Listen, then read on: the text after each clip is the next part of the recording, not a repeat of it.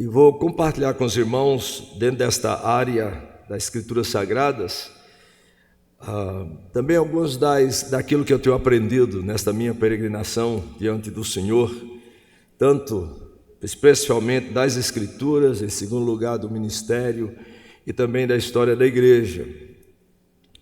E eu queria dizer para os irmãos que hoje à noite eu tinha colocado essa primeira exposição sobre a missão de Jesus, os meios que Jesus usou e o poder de Jesus, seriam 3 exposições, mas hoje à noite eu queria, como introdução, rapaz, é difícil quando você tem um som desse, você quer gritar, mas eu queria, como introdução dessas 3 palestras, que amanhã eu vou reduzir em 2, e já que vocês têm também o nome reformado no semear, eu queria nesta noite, irmãos, vou estudar com vocês, à luz da Escritura Sagrada, sobre o que caracteriza a evangelização reformada.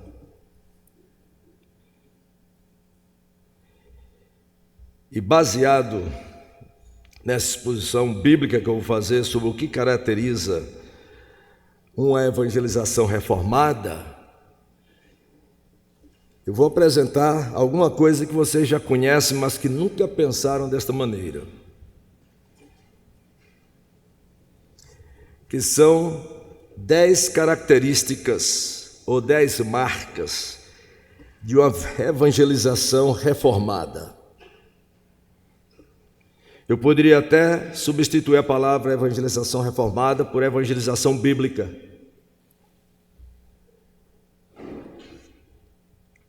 Porque vão ser 5 características bíblicas e 5 teológicas. Mas eu só vou explorar 2 delas por causa do cafezinho às 9 horas.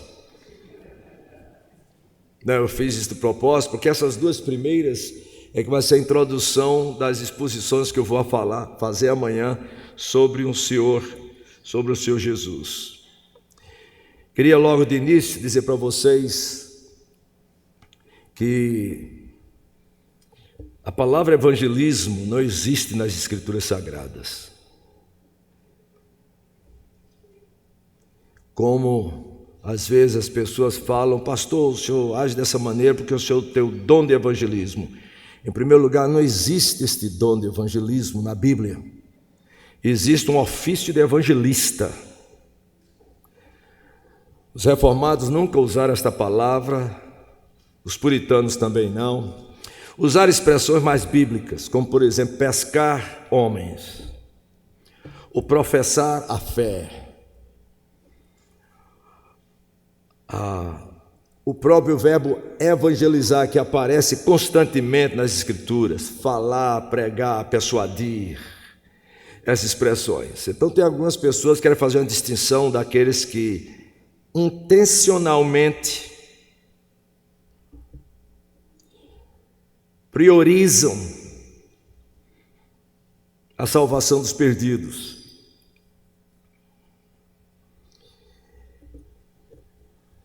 E algumas pessoas dizem assim, Elias, você é evangelista, ou você tem um dom de evangelismo. E às vezes eu digo, meu irmão, todas as vezes que eu estudo a Escritura Sagrada e procuro a palavra carisma, que é a palavra para dom, 1 Coríntios 12, 14, etc., eu não encontro este dom na Bíblia de evangelismo. Se você chegar em Efésios, a palavra carisma não está lá como dom, a palavra que está lá é doureia, ou seja, presente de Deus para a igreja. Então os ofícios não são os dons do Espírito, são ofícios que o Senhor Jesus deu à igreja. E muitas vezes algumas pessoas dizem para mim que isto não se aplica, Elias. Tem realmente pessoas, Elias, que têm esse jeito, que é extrovertido. Aí sabe o que eu falo para essas pessoas? Alguém chega para mim e diz, pastor, eu não sou extrovertido como o senhor. Eu não sei chegar num lugar e começar a conversar com as pessoas.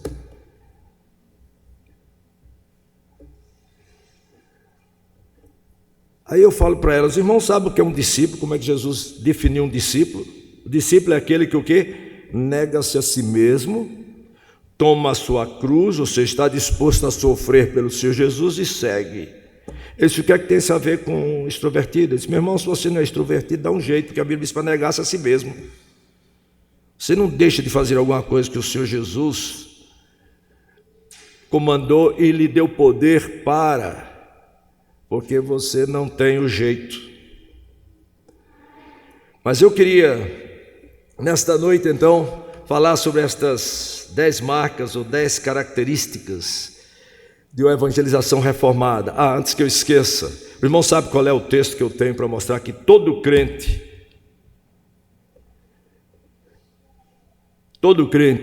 foi comandado por Deus e dado poder por Deus para evangelizar? Todo crente, irmãos. Atos capítulo 1, versículo 8. O que é que o Senhor Jesus disse lá para os discípulos? A propósito, ele foi para a igreja toda. Recebereis o que, irmãos?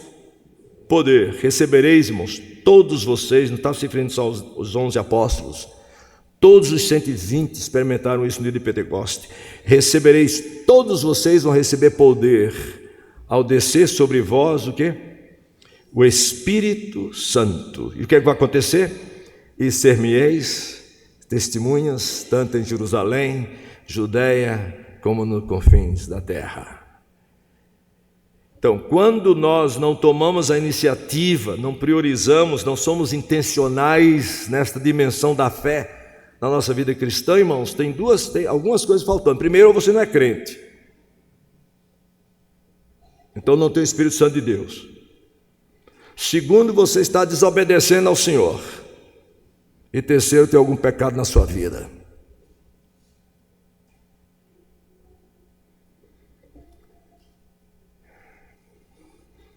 E amanhã eu vou falar um pouco sobre isso. A correlação que existe entre falta de santificação, de pecado, e a falta de intencionalidade de se aproximar das pessoas para compartilhar com elas da mensagem salvadora do Senhor Jesus. É desobediência, o que seria um pecado, não é crente.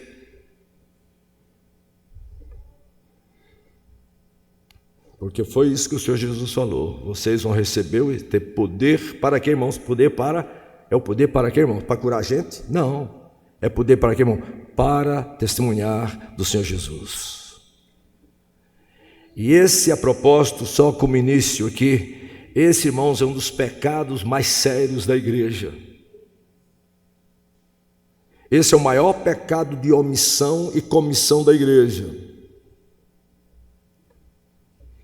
De comissão por não fazer aquilo que o Senhor Jesus mandou.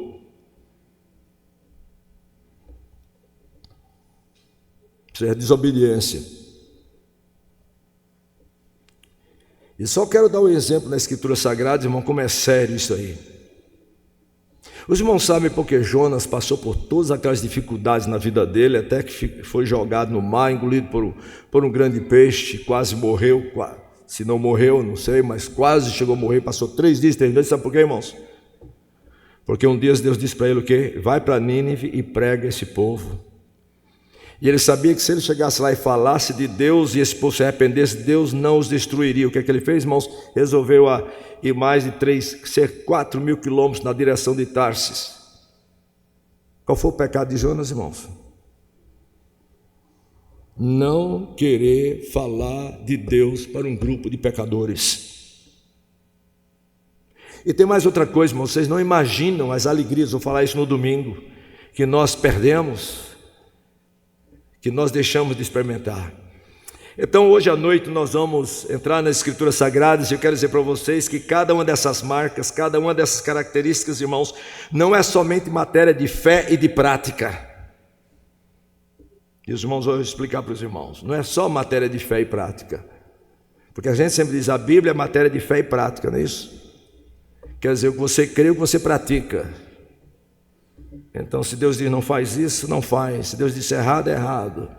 Só que as pessoas esquecem, irmãos, que durante a história da igreja, houve centenas de servos do Senhor que morreram queimados, morreram torturados, foram jogados aos leões, foram jogados nas prisões. Sabe por quê, irmãos? Porque defendiam somente as Escrituras. Então, o que eu vou mencionar para os irmãos, que nós já conhecemos muito bem, não é somente matéria de fé e prática, é matéria de sacrifício, questão de vida ou morte. Nenhum de nós,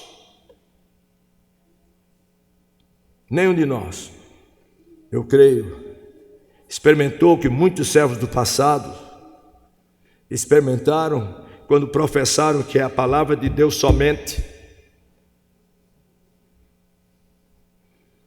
E tinham duas opções: ou você nega esse princípio, pelos quais julgavam todos os outros, ou você perde a sua vida, ou você é lançado na prisão. Nenhum de nós passa por isso, irmãos. Por isso que eu digo, o que eu vou falar para os irmãos não é só matéria de fé e prática, é matéria de sacrifício, que pode custar a sua vida um dia. E aí nós vamos ver quem realmente está o quê? Crendo naquilo que nós estamos falando.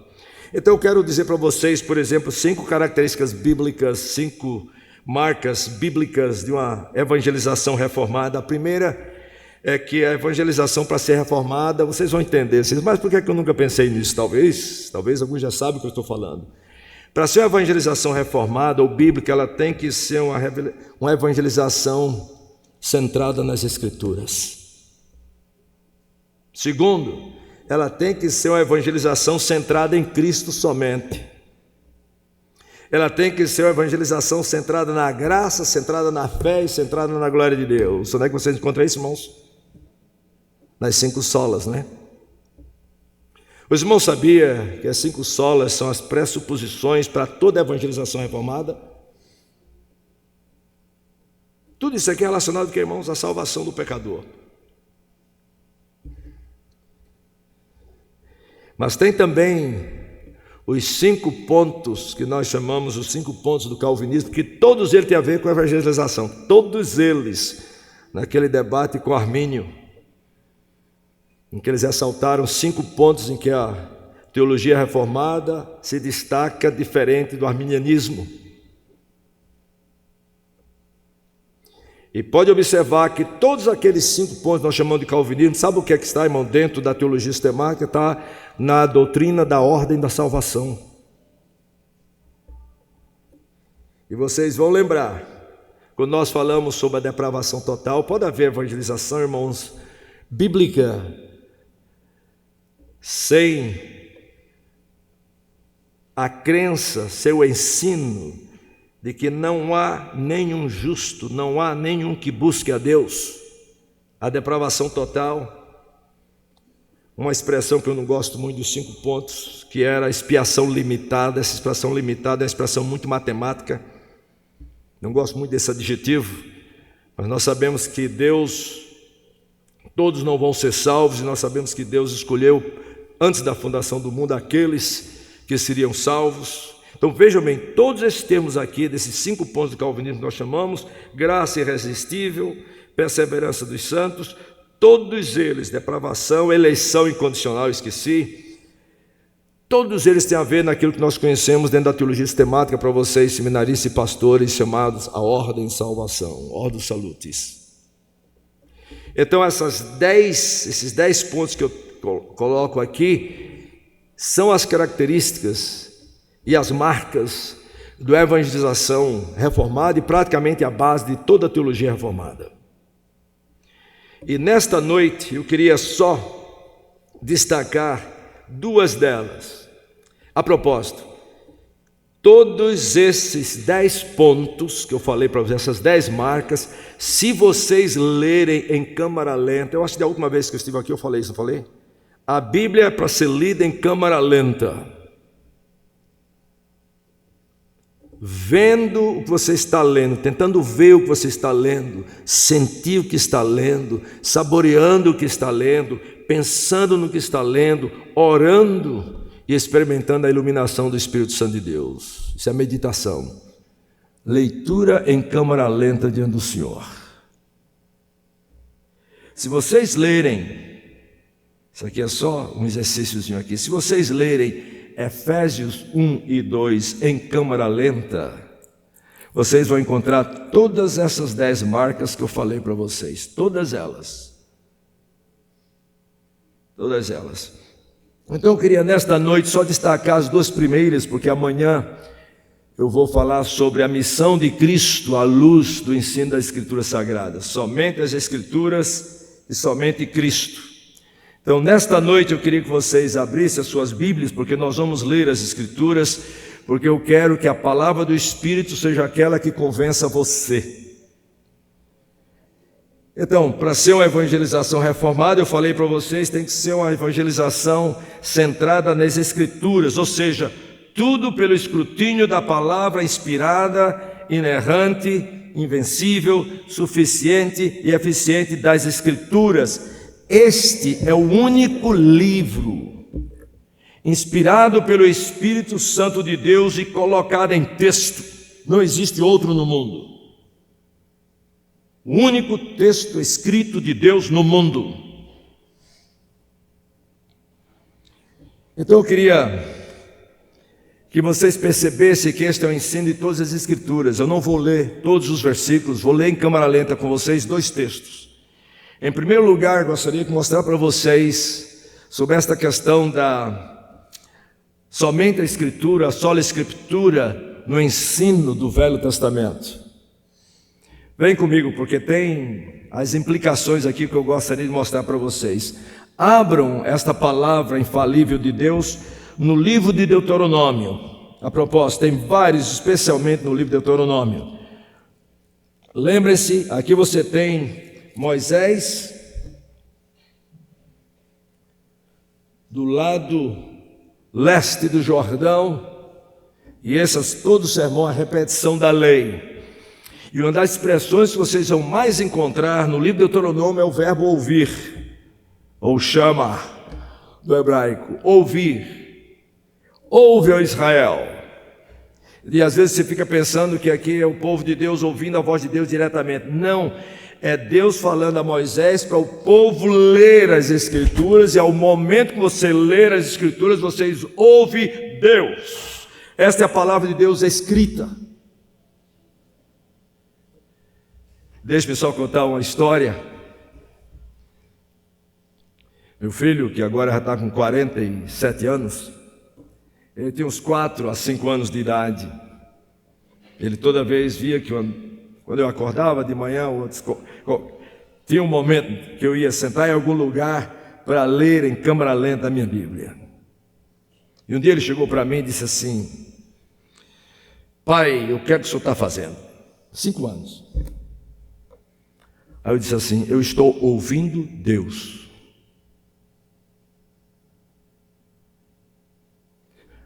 O menino de 5 anos olhou para mim e disse: como é que é a história? Eu estou ouvindo Deus. Aí ele disse assim: lê aí para mim. Aí eu li. Quando eu li, sabe o que ele falou para mim? O senhor não está ouvindo Deus, o senhor está ouvindo a sua voz. Irmãos, aí veio a minha agonia. Como é que eu vou explicar para ele que quando eu leio a Escritura eu ouço Deus? Pensei em falar sobre inspiração verbal em plenária, sabia que eu não ia entender nada disso. Mas na hora eu orei, assim, aquela oração de Elizabeth: Senhor, me ajuda a explicar para essa criança que quando eu estou lendo a Tua palavra, eu estou ouvindo a Tua voz. E aí eu me lembrei que uns 2 dias antes, a Falklina tinha mandado um bilhetinho para a professora dele na escola lá no Agnes. Aí eu disse assim: Johnny, mamãe mandou um bilhetinho para a sua professora 2 dias atrás. Mandou. Eu disse: você entregou esse bilhetinho à sua professora? Ele disse: entreguei. A sua professora leu o bilhetinho? Ele disse: leu. Disse: na hora que a sua professora leu o bilhetinho, ela ouviu a voz de quem? Da mamãe.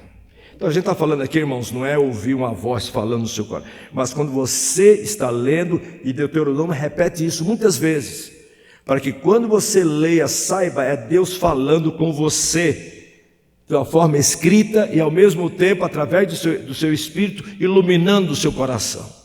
Então veja bem, é só esse texto que nós temos. Então vem comigo em Deuteronômio capítulo 4, tem vários textos das Escrituras Sagradas. Todos nós crentes queremos sabedoria, lembra? Todos nós queremos sabedoria. Tiago diz que se você precisa de sabedoria, peça a Deus. E onde é que está a sabedoria de Deus, irmãos? Vamos lá comigo, Deuteronômio capítulo 4. Você podia ir no capítulo 6, capítulo 8, quando ele fala também para os pais com relação às crianças. Mas vejam comigo agora a repetição da lei. Ele diz assim, veja Deuteronômio capítulo 4. Isso aqui, irmãos, é a sola escritura no Velho Testamento. Somente a palavra de Deus. E ele diz assim, agora pois, ó Israel, referência para todo o povo de Deus, ouve, tanto quando eles leem, quando essa palavra é lida para eles. Então, quando qualquer pessoa aqui, irmão, está lendo as Escrituras, você está ouvindo a voz de quem? De Daniel? Está ouvindo a voz de Deus. Veja bem, ouve os estatutos e juízos que o quê? Em primeiro lugar, que eu vos ensino.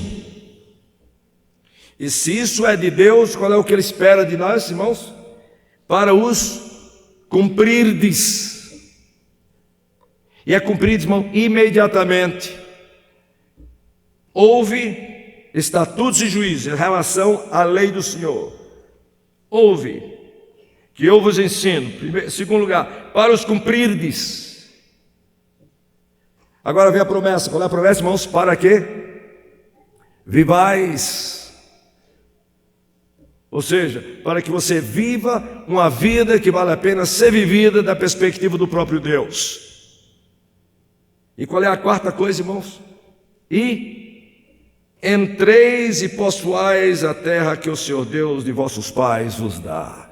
Deus tem uma promessa para eles condicionada. Agora vem, irmãos, a sola escritura no Velho Testamento. Nada acrescentareis à palavra que vos mando.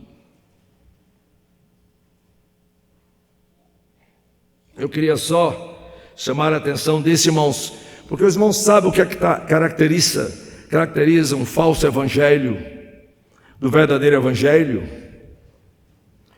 É aquilo que se acrescenta às Escrituras, ou que se tira das Escrituras.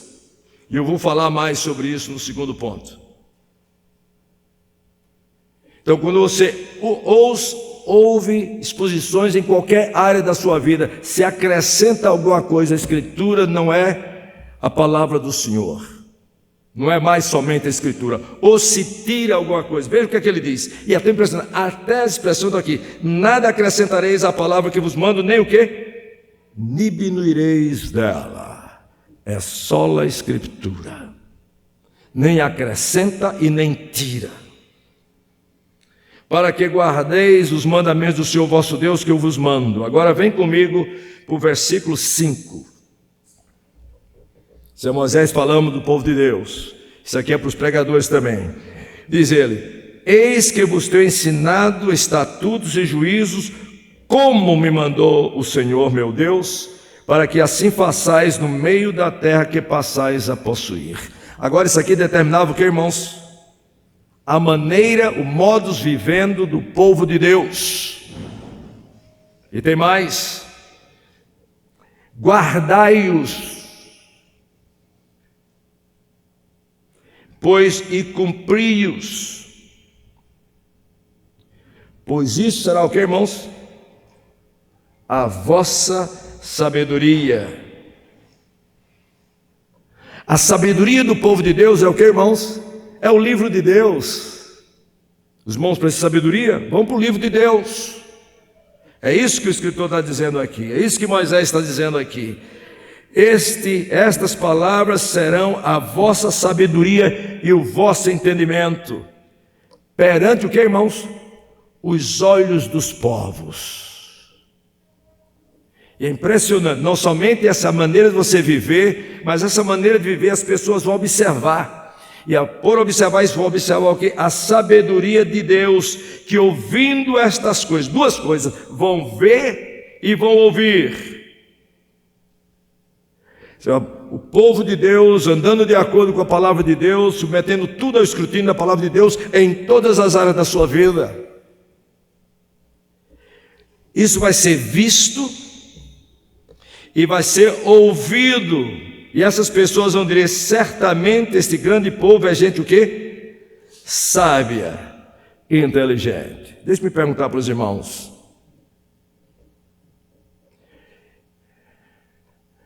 Isso agora é só um exame pessoal. Quantos sábios e inteligentes nós temos aqui? E não tem nada a ver, irmãos, com a sua formação acadêmica. O salmista no Salmo 119 diz: sou mais sábio do que os meus próprios mestres. Por quê, irmãos? Porque medito nos teus mandamentos. A maior necessidade do povo de Deus, dos menores até os mais idosos, irmãos, é conhecer com profundidade a sabedoria de Deus.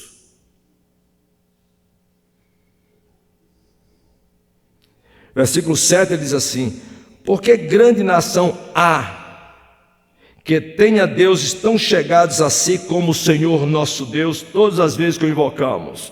Então veja bem, a presença no meio do povo de Deus e diante da sociedade é vista, tem uma correlação, tem uma relação causal diretamente no conhecimento e na dedicação que nós temos da palavra do Senhor.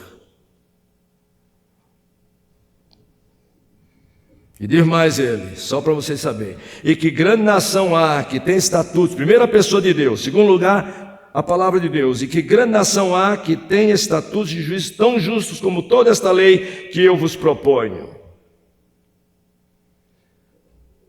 Agora vem para o povo de Deus todo, versículo 9: tão somente guarda-te a ti mesmo e guarda a tua alma, que te não esqueças daquelas coisas que os teus olhos têm visto, e não aparte o teu coração todos os dias da tua vida, e as farás saber a teus filhos e aos filhos de teus filhos. Isso aqui, irmãos, é a sola escritura no Velho Testamento. No Salmo 138, versículo 2, o Salmo diz, em uma das versões que eu creio que é uma tradução mais a chegada ao texto hebraico, diz que Deus exaltou a sua palavra acima do seu próprio nome.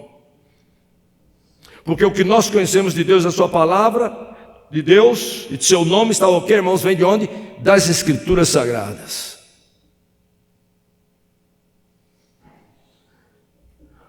O Senhor Jesus disse: não só de pão viverá o homem, mas o que, irmãos? Mas de toda a palavra que procede da boca de Deus. Não só de pão viverá o homem, ou seja, que vida é essa que ele está falando, irmãos? Não é a vida física mais.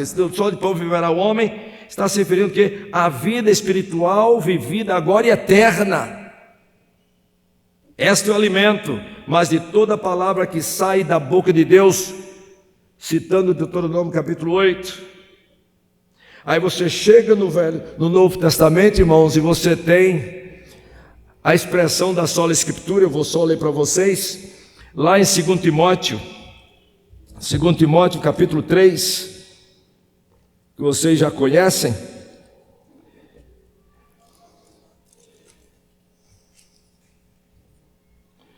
Três, 14 em diante. É impressionante, irmãos, essa ênfase somente nas Escrituras. E nesse próximo ponto que eu vou falar sobre somente Cristo segundo as Escrituras, os irmãos vão ver as implicações, não somente para a nossa vida em particular, para a nossa evangelização também, e o nosso lidar com qualquer religião neste mundo. Veja lá, Paulo escreve assim: tu, porém, Timóteo, permanece naquilo que aprendeste e de que foste inteirado, sabendo de quem o aprendeste, que desde a infância, que bênção, sabes as sagradas letras, aqui chama de sagradas letras, que podem tornar-te o quê? O que é que diz lá em Deuteronômio capítulo 4, irmãos? A sabedoria do povo de Deus é a palavra de Deus. Podem tornar-te sábio para o que, irmãos? Para a salvação pela fé em Cristo Jesus. E vê a expressão, toda a escritura é inspirada. Inspirada aqui, irmãos, é expirada. Não só de pão vive o homem, mas de toda a palavra que sai da boca de Deus. Esse é o texto aqui, a expressão da toda a escritura é inspirada por Deus, vem de Deus, da boca de Deus, e é útil para o ensino, para a repreensão, para a correção, para a educação na justiça, a fim de que todo homem de Deus seja perfeito e perfeitamente habilitado para toda boa obra. Agora, quando eu estive aqui da última vez, eu creio que fiz essa pergunta, reverendo Daniel, e vou fazer mais uma vez. E esse compromisso com a Escritura, irmão, não é essa questão de fé e prática, é questão de vida e morte, ou morte. Agora, deixe-me perguntar se realmente é somente a Escritura que nós abraçamos. Vou fazer uma pergunta aqui para os irmãos não precisam levantar a mão, eu fiz essa pergunta, eu acho que quando eu vim aqui, não me lembro, você se lembra não? Também, coisa boa, ninguém se lembra. Eu acho que fiz a pergunta porque eu creio que um dos maiores problemas na evangelização reformada é a anorexia bíblica. Muitas pessoas estão procurando o como compartilhar da fé, uma metodologia, quando o problema na maioria das vezes não é ignorância metodológica, é ignorância teológica, bíblica. Nós não sabemos o que falar com as pessoas sobre Jesus. Vou fazer a pergunta aqui, você não precisa levantar a mão. Irmão, se nós cremos que realmente é somente as Escrituras, que tudo que nós pensamos, falamos, agimos, coordenamos, seja lá qual for, em todas as áreas da nossa vida, nós queremos submeter ao escrutínio das Escrituras. Então deixa eu fazer uma pergunta. Quantos de nós aqui presentes, sistematicamente, intencionalmente, tira um tempo diário, veja bem, sistematicamente, intencionalmente, separa um tempo diário para ouvir Deus? Ou seja, você tem um tempo que você tem um livro da Bíblia, e você tira um tempo para orar, pedir a iluminação do Espírito Santo de Deus, para ler em câmera lenta, para se alimentar, e você começa lendo devagar. Eu vou dizer assim, irmãos, por 30 minutos. 30 minutos é pouca coisa, né, irmãos? Quanto tempo a gente passa no celular? Quanto tempo a gente passa assistindo um jogo de futebol, conversando sobre futebol? Eu estava pregando em São Paulo esse final de semana e disse, gente, eu gosto muito de futebol, gosto de assistir o jogo de futebol, mas eu não gosto de falar de futebol, de conversar sobre futebol, de jogador de futebol, de time de futebol. E sabe por quê? Você já pensou conversando com Jesus sobre futebol?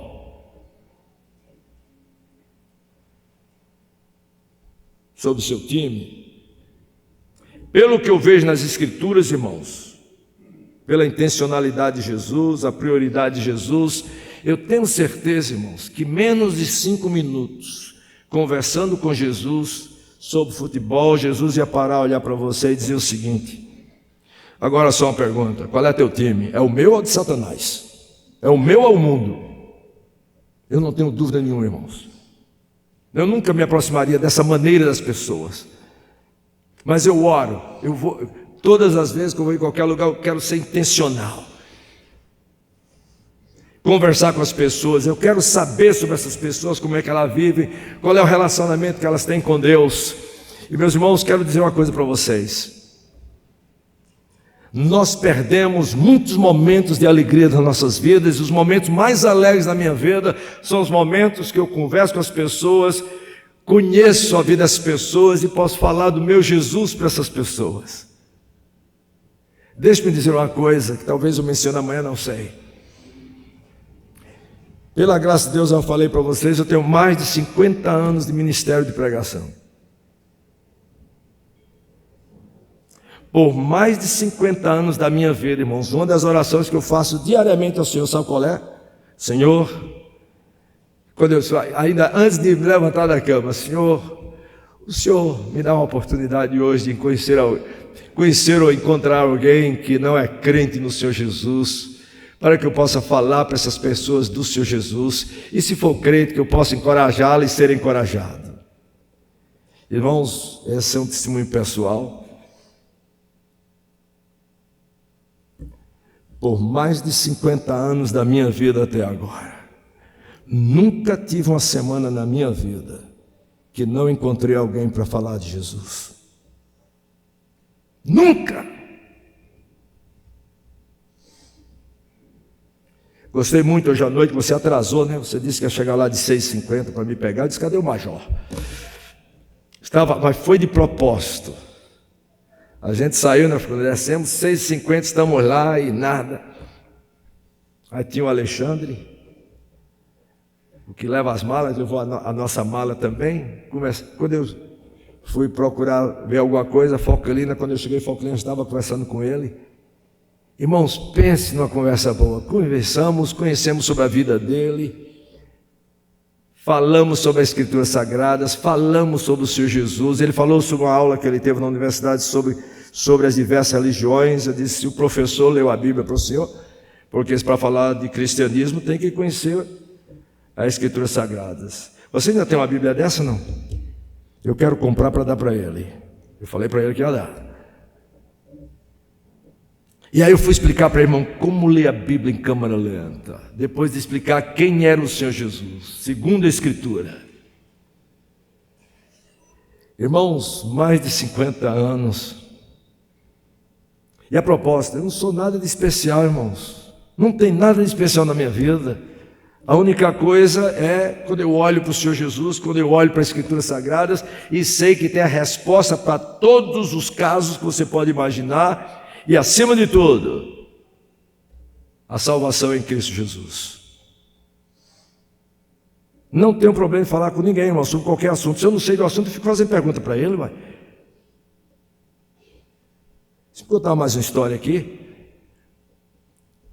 São muitas histórias, irmãos. Eu vou só contar, às vezes você encontra algumas pessoas que você sabe são pesquisadores da universidade. Você fica até com medo de falar com essas pessoas, né, irmão?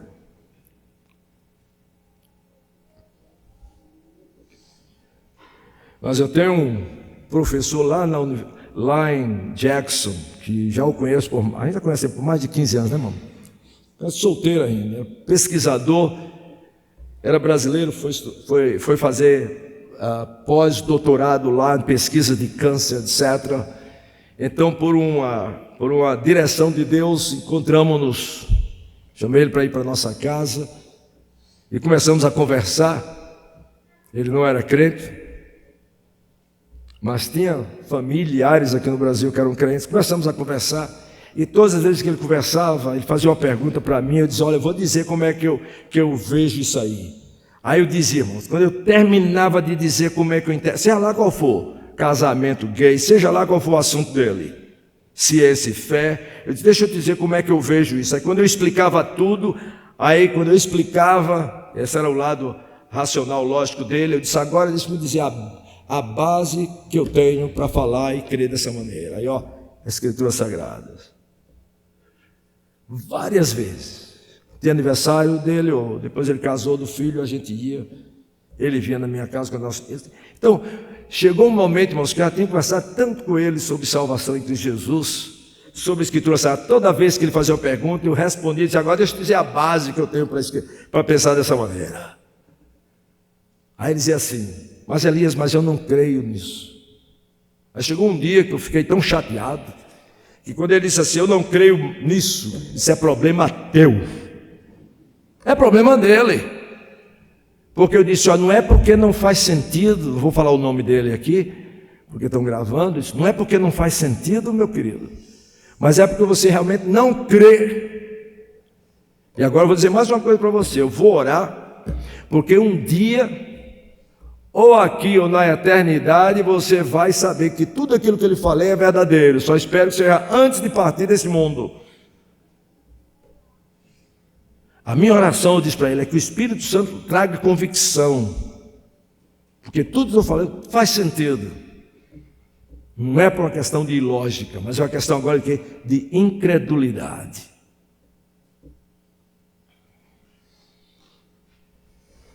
Irmãos, no domingo eu vou falar sobre essas alegrias.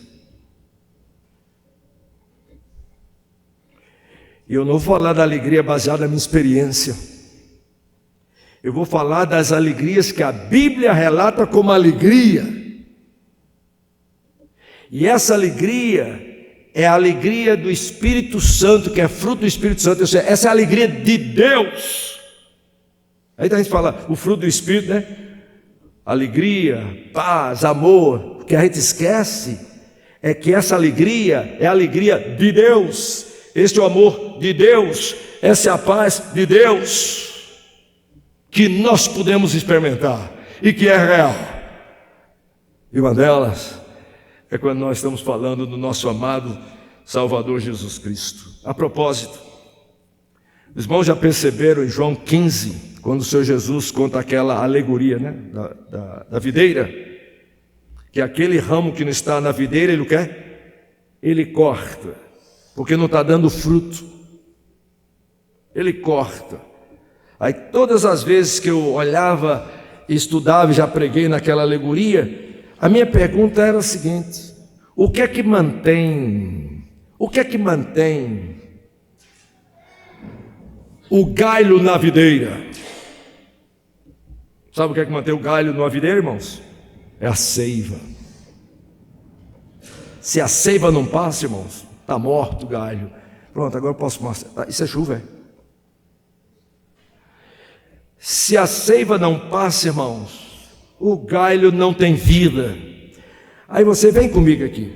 Como eu estou falando sobre somente a Escritura, vem comigo em João 15. Veja a aplicação como o Senhor Jesus faz. E aqui o que eu já vi de mensagens arminianas baseado em João 15 é porque o pessoal esqueceu de um versículo só. João 15. Rapaz, essa Bíblia nova aqui para eu passar as páginas, viu?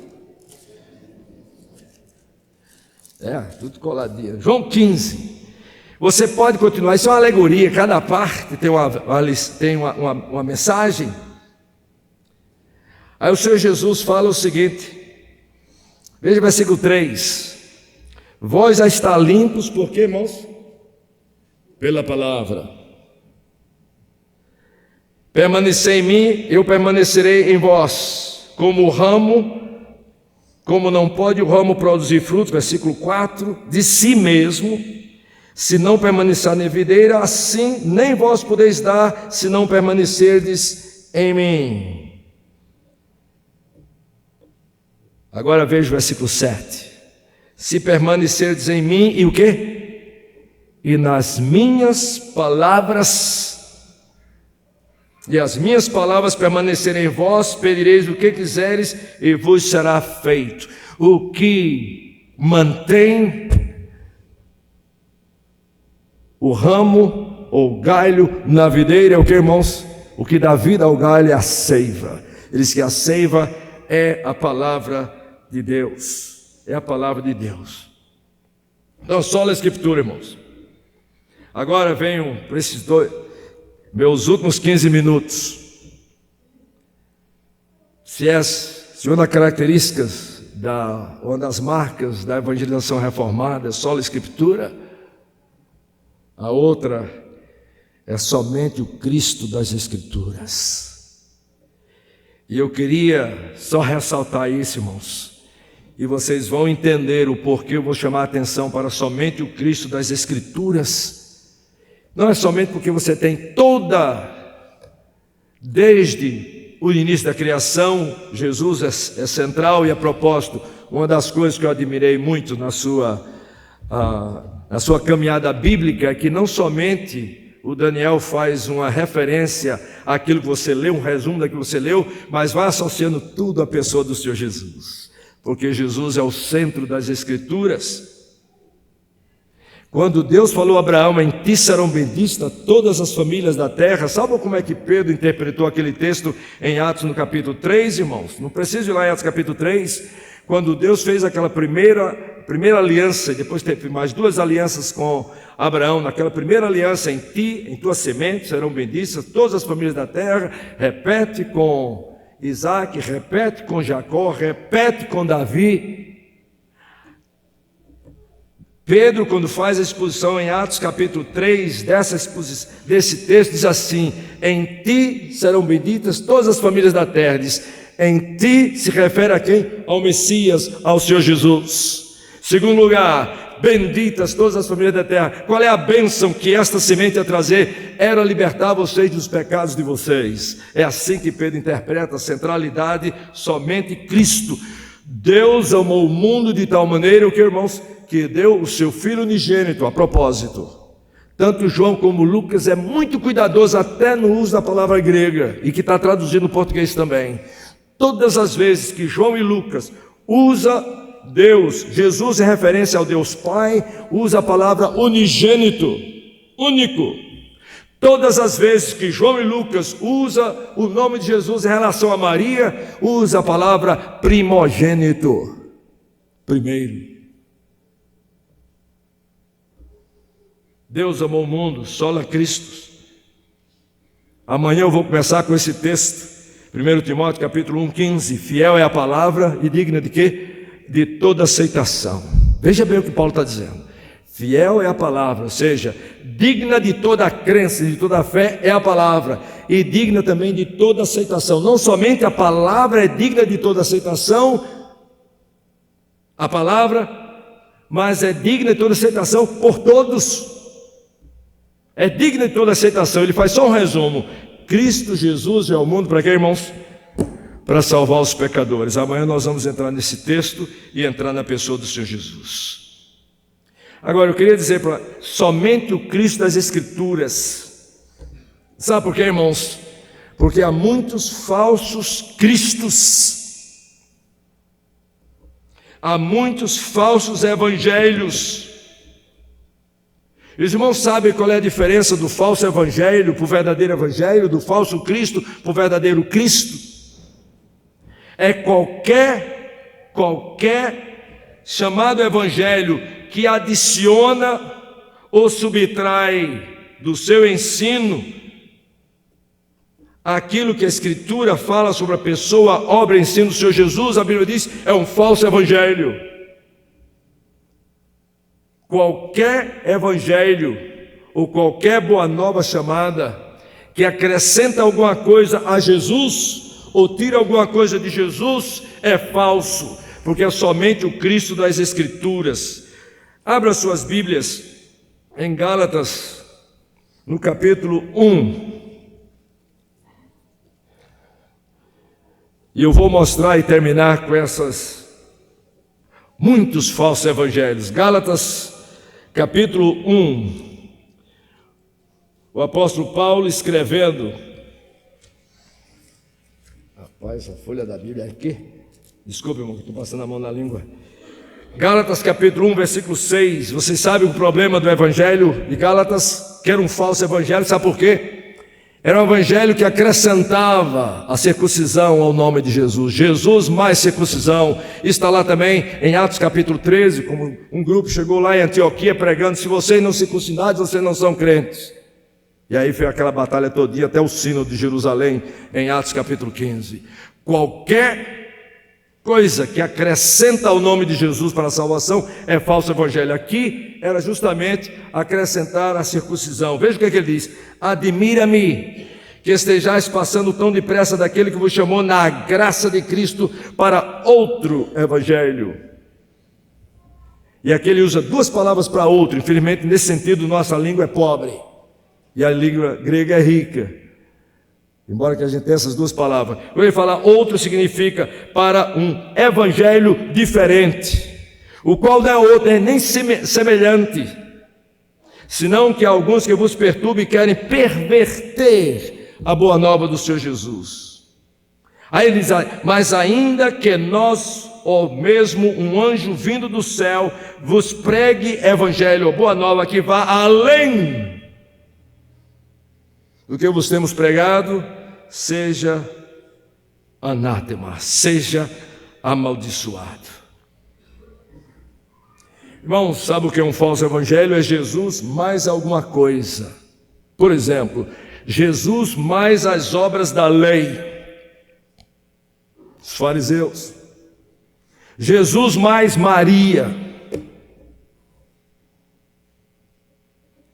Jesus mais outras revelações, os mormons. Jesus mais circuncisão, os judeus. Jesus mais a lei, mais a lei. Jesus mais tradições, falsos evangelhos. Jesus mais alguma coisa. Agora, tem aqueles evangelhos, irmãos, que diminuem, que tiram. Vamos usar para vocês alguns. Jesus menos o verbo encarnado de Deus. Jesus menos a sua divindade. Que grupo é esse, irmãos? Testemunho de Jeová.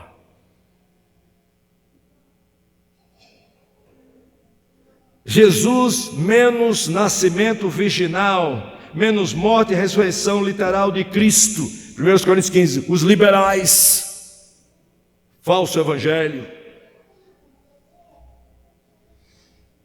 Jesus menos a cruz, menos sofrimento, menos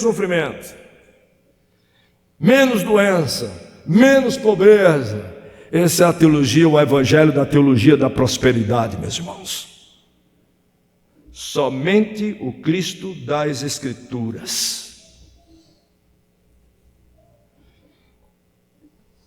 Por isso que amanhã nós vamos nos voltar para somente o Cristo das Escrituras e as implicações práticas que tem nas nossas vidas. Mas também, irmãos, tem todas as outras centralidade, somente pela graça sois salvos mediante a fé, não vem de vós, é um dom de Deus. Somente a graça de Deus revelada nas Escrituras, somente pela fé revelada nas Escrituras. E a Bíblia está cheia, irmãos, somente para a glória de Deus, como está sendo revelada nas Escrituras. Se os irmãos lerem, estudarem, por exemplo, a oração mais longa do Senhor Jesus, registrada nos Evangelhos, está em João 17. Uma oração que fez parte da ceia dele, de João 15 até o final, irmãos, é praticamente só um relato da última ceia do Senhor Jesus. E quando o Senhor Jesus termina de falar para os seus discípulos, a Bíblia diz que ele levantou os seus olhos aos céus e orou. João 17, a oração sacerdotal do Senhor Jesus, uma oração fácil de fazer o esboço, porque Jesus destaca três coisas ali, é muito clara de ver. Em primeiro lugar, Jesus disse: Senhor, eu vim a este mundo para te glorificar.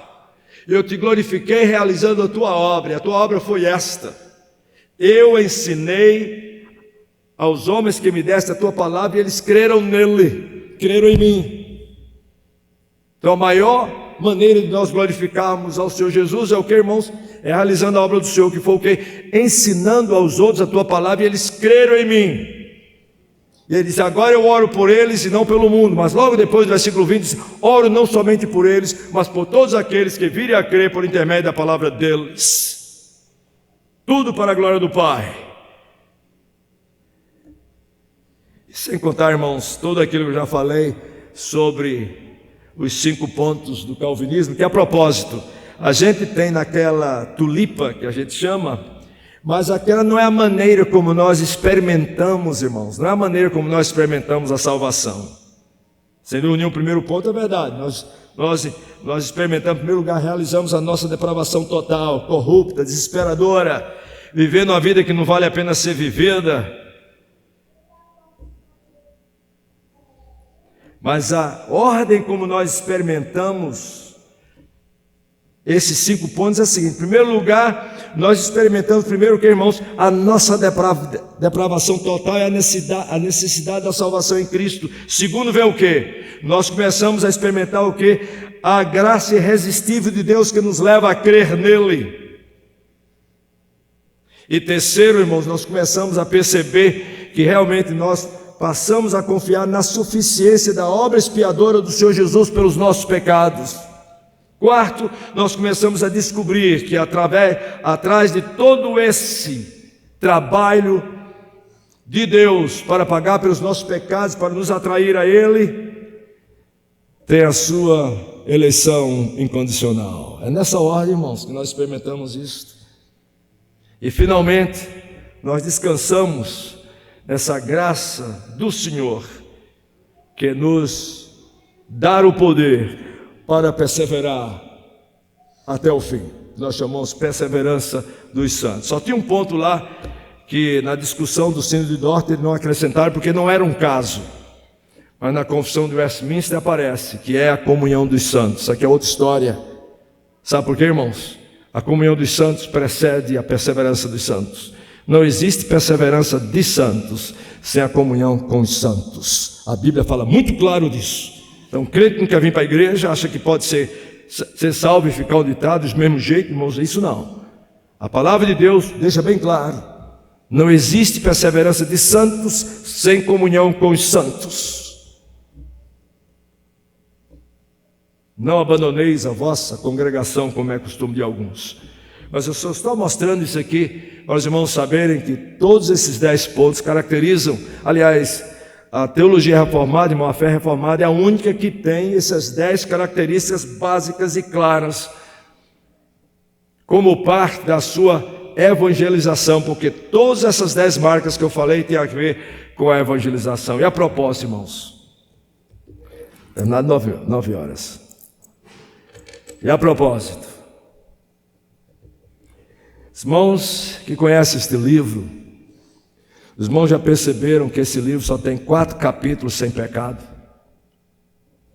Só tem 4 capítulos sem pecado, sem mencionar pecado.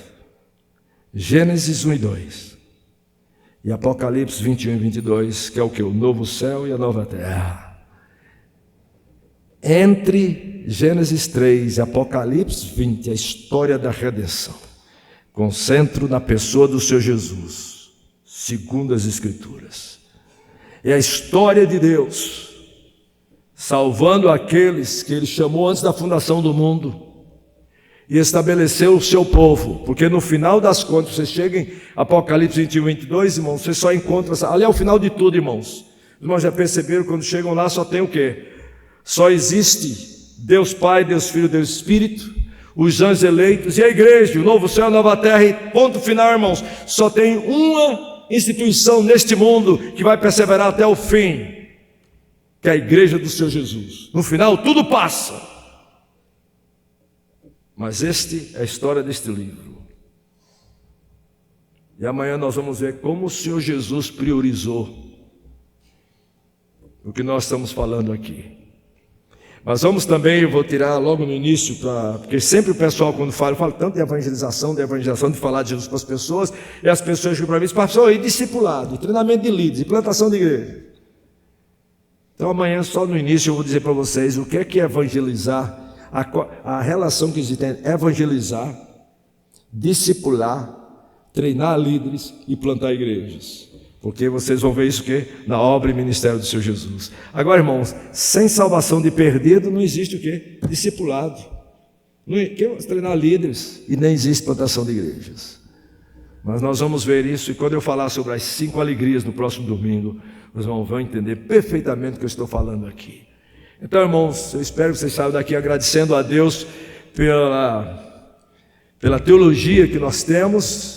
A gente bota o nome de reformada, mas pode tirar a palavra reformada e botar a Bíblia que está correto. Não é a teologia reformada, é a teologia bíblica. Não é a evangelização reformada, é a evangelização bíblica.